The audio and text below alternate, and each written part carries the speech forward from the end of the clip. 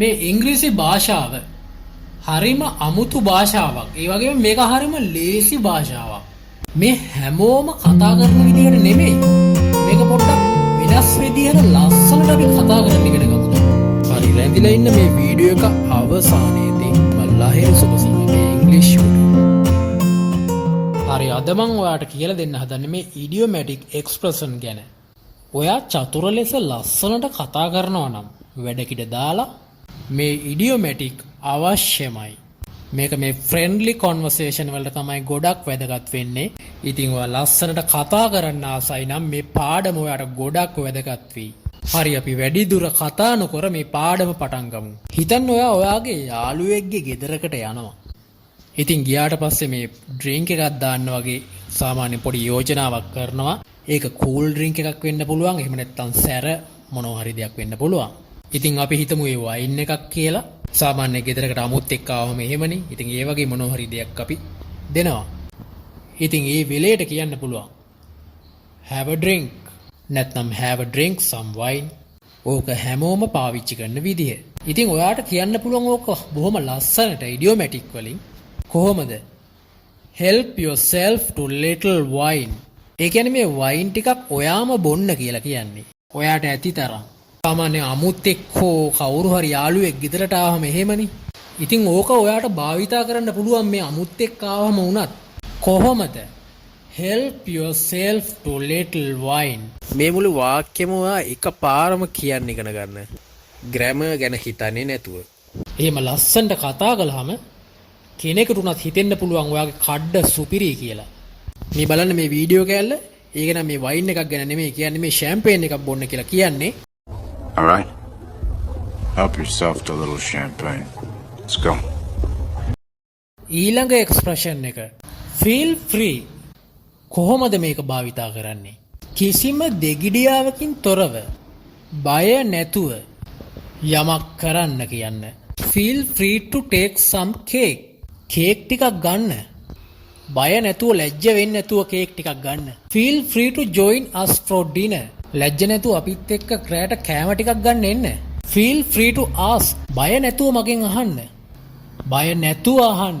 ආයි දෙපාරක් හිතන්න එපා. feel free කියන්නේ මේ දෙගිඩියාවකින් තොරව.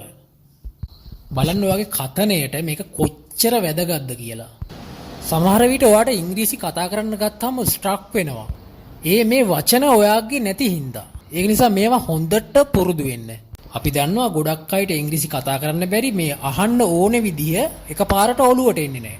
ඉතින් දැන් ඔයාට පුළුවන් වෙන්න ඕනේ කාට හරි කියන්න ඕන නම් බය නැතුව ඔයාගෙන් අහන්න කියලා feel free to ask him. feel free to use my laptop. බය නැතුව මගේ ලැප්ටොප් එක පාවිච්චි කරන්න ඔයා ඕන වෙලාවක. ඊළඟ එක්ස්ප්‍රෙෂන් එක go ahead. කොහොමද මේක පාවිච්චි කරන්නේ? can I sit here? yes go ahead. මට ඉඳගන්න පුළුවන්ද? ඔව් පුළුවන් කියන අදහස තමයි දෙන්නේ.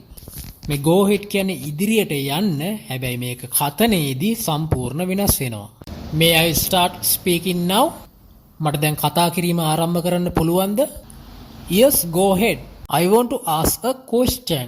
go ahead. I am listening. මට ඔයාගෙන් ප්‍රශ්නයක් අහන්න තියෙනවා. ඊළඟ එක්ස්ප්‍රෙෂන් එක dig in. මේ යාළුවෝ අතරේ ෆැමිලි එකක් අතරේ කෑම මේසේදී කෑම ආරම්භ කරන්න කියන්න. The food looks great.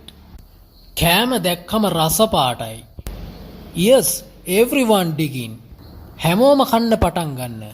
Can I start eating? මම කන්න පටන් ගන්නද? Yes, sure. Dig in.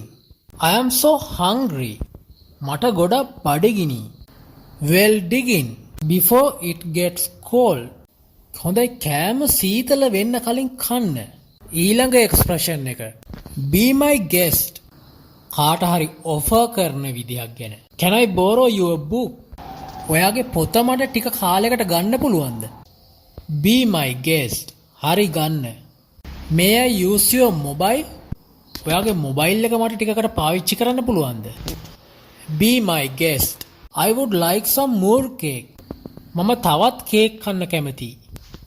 be my guest. ඔයා මොනවා හරි බොන්න කැමතිද? ඔයා මොනවා හරි කන්න කැමතිද? මේක බොහොම ලස්සනට අහන්න පුළුවන් මෙන්න මේ වගේ. would you care for some tea? තේ ටිකක් ඕනේද?